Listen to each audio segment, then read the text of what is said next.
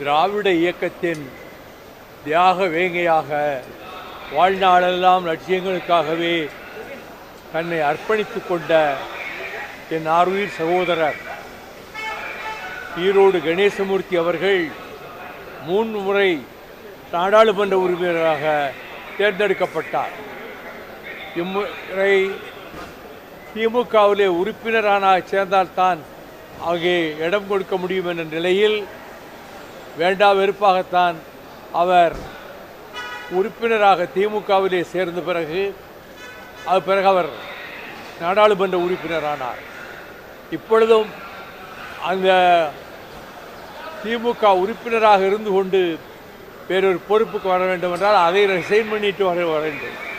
அதனால்தான் நான் அவரிடம் என்ன பேசியிருந்தேன் என்றால், சட்டமன்ற தேர்தல் வருகிறது, அதிலே உங்களுக்கு விருப்பமான வெற்றி பெற வாய்ப்புள்ள ஒரு தொகுதியிலே நீங்கள் நின்று கொள்ளலாம் என்று தான் சொன்னேன். அவர் அதை பற்றி ஒன்றுமில்லை, 2 சீட்டு கொடுத்தா கன்சிடர் பண்ணுங்க, 1 சீட்டுன்னா துரணிக்கட்டும் என்று தான் கணேசமூர்த்தி அவர்கள் சொன்னார்கள். இந்த தேர்வு முடிந்த பிறகும் கூட என் வீட்டுக்கு பல முறை வந்தார். நான் அவருடைய வீட்டுக்கு போனேன் அங்கே டெல்லியிலே. அந்த அளவுக்கு நாங்கள் ஒருவருக்கொருவர் உயிருக்கு உயிராக கிட்டத்தட்ட 50 ஆண்டுகள் பழகி வந்திருக்கிறோம். தியாகராசர் கல்லூரியில் சென்னையிலே திராவிட முன்னேற்ற கழகத்தினுடைய மாணவர் தலைவராக இருந்தார். அறிஞர் அண்ணாவுக்கு நன்கு பரிச்சயமானார். கொள்கையும் லட்சியம்தான் பெரிது என்று வாழ்ந்தார். ஆனால் சமீப காலமாக அவர் ஒரு மன அழுத்தத்திலே இருப்பதாக அங்கே இருக்கக்கூடிய மாவட்ட செயலாளர் முருகனும் செந்திலும் என்னிடம் சொன்னார்கள். கபிலனும் கணேசமூர்த்தியினுடைய பையனும் என்னன்னு தெரியல, ஏதோ ஒரு வருத்தத்தில் இருக்கிறாரு என்று. அதை நான் இங்கே விவரிக்க விரும்பவில்லை. இந்த இடம் கொடுப்பது என்கிற பிரச்சனையிலே அவர் மகிழ்ச்சியாகவே தான் இருந்தார். இடம் அறிவித்த பிறகும் கூட என்னிடம் பேசினார்.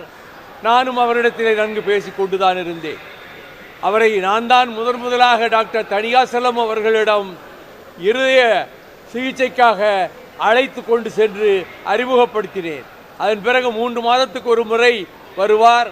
டாக்டர் தணிகாசலத்தை பார்த்துவிட்டு என்னையும் பார்த்துவிட்டு தான் செல்வார்.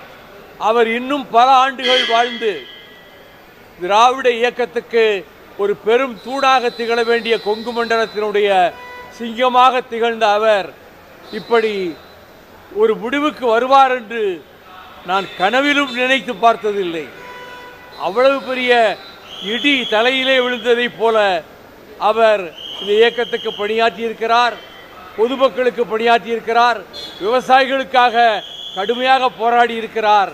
மக்கள் நலனே தன்னுடைய கடமை என்று வாழ்ந்த கணேசமூர்த்தி அவர்கள் இப்படி ஒரு முடிவெடுப்பார் என்று நான் நினைக்கவே இல்லை. அவர் மறைந்தார் என்ற செய்தியை கேட்பதற்கு முன்பு மருந்து கொடுத்து விட்டார் என்று சொன்னபோதே எனக்கு உயிரெல்லாம் போய்விட்டது. எவ்வளவு துணிச்சலானவர், எவ்வளவு மன உறுதி வாய்ந்தவர், அவராய் இப்படி ஒரு முடிவுக்கு வந்தார் என்று நான் என்னை அதற்கு மத்தியிலே ஏடுகளிலே அவருக்கு எம்பி சீட் கிடைக்காதனால்தான் வருத்தத்திலே அவர் இப்படி செய்து கொண்டார் என்ற செய்தி 1% கூட உண்மை அல்ல.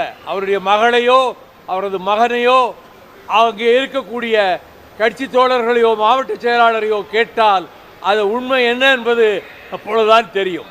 அப்படி வாழ்ந்த அவர் இந்த இன்னும் பல ஆண்டுகள் வாழ வேண்டிய கணேசமூர்த்தி இப்படி எங்களை நட்டாற்றிலே விட்டுவிட்டு போவதைப் போல போவார் என்று நினைக்கவே இல்லை.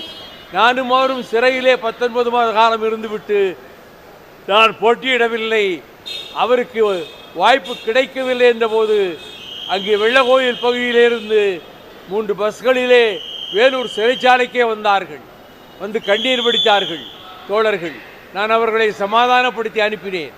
அவர் அதை பெரிதாக எடுத்துக்கொள்ளவும் இல்லை. இதெல்லாம் அரசியலில் நான் நிறைய தடவை தோற்கவும் செஞ்சுருக்கேன், இதை பற்றியெல்லாம் நம்ம வருத்தப்படக்கூடாது என்று சொல்லக்கூடிய மனோநிலையிலே தான் கணேசமூர்த்தி அவர்கள் இருந்தார்கள். இன்றைக்கு அவர் மறைந்தார் என்ற செய்தி என்னால் தாங்கிக் கொள்ள முடியவில்லை. அவர் மருந்து குடித்தார் என்ற செய்தியவே தாங்கிக் கொள்ள முடியும். அவ்வளவு மன உறுதி வாய்ந்தவர்.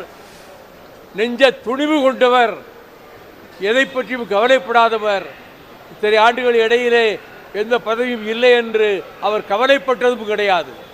அப்படிப்பட்ட கணேசமூர்த்தி அவர்கள் என்றைக்கும் திராவிட இயக்க சரித்திரத்தில் கொங்கு மண்டலத்திலே அழியா புகழோடு ஒரு நட்சத்திரமாக என்றைக்கும் திகழ்வார் என்பதை இந்த நேரத்திலே வேதனையோடு மறுமலர்ச்சி திராவிட முன்னேற்ற கழகத்தின் சார்பிலும், இளைஞர்கள் சார்பிலும், விவசாயிகள் சார்பிலும் அவருடைய மறைவுக்கு என்னுடைய ஆழ்ந்த இரங்கலை கண்ணீரோடு தெரிவித்துக் கொள்கிறேன்.